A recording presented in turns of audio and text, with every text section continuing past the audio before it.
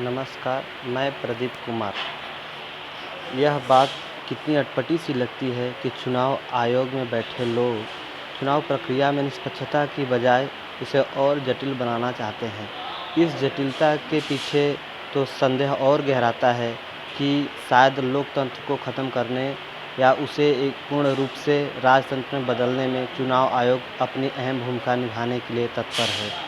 इस बात से नकारा नहीं जा सकता कि सुप्रीम कोर्ट और चुनाव आयोग अपनी संस्था होने के बावजूद भी निष्पक्षता से दूरी बना रहे हैं।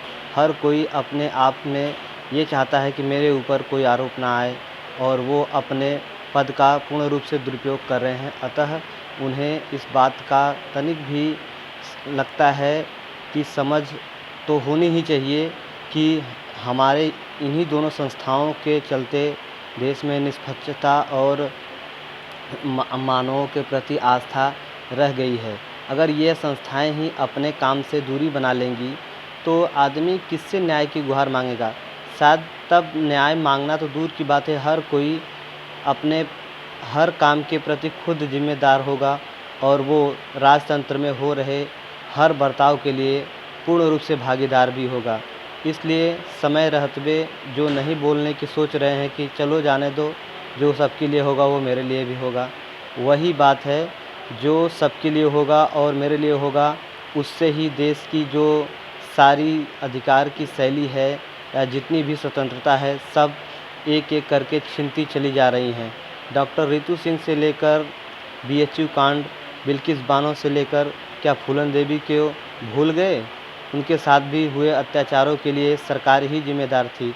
अगर सरकार या प्रशासन अपने कामों को ढंग से करती तो ये दिन न आता। फूलन जैसी औरत के साथ जो हुआ, चाहे वो पहले चाहे वो बाद, कानून व्यवस्था के ऊपर तो एक ऐसा कलंक है ही।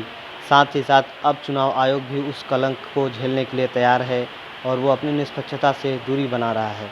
इस बात से तो तय है कि हमारी पार्टियां, चाहे वो किसी भी जगह की हो, वो सारी की सारी इस बात से बिल्कुल खुश हैं कि चलो जब जनता हमें चुनेगी तो चुनेगी, नहीं चुनेगी तो क्या करेंगे, चुनाव आयोग का तो विरोध कर नहीं सकते। इसलिए ही अब तक कोई भी पार्टी इस पर पूर्ण रूप से जैसा कि विरोध चाहिए वैसा विरोध करता नज़र नहीं आ रहा है। चलिए जो भी होगा देखा जाएगा। धन्यवाद।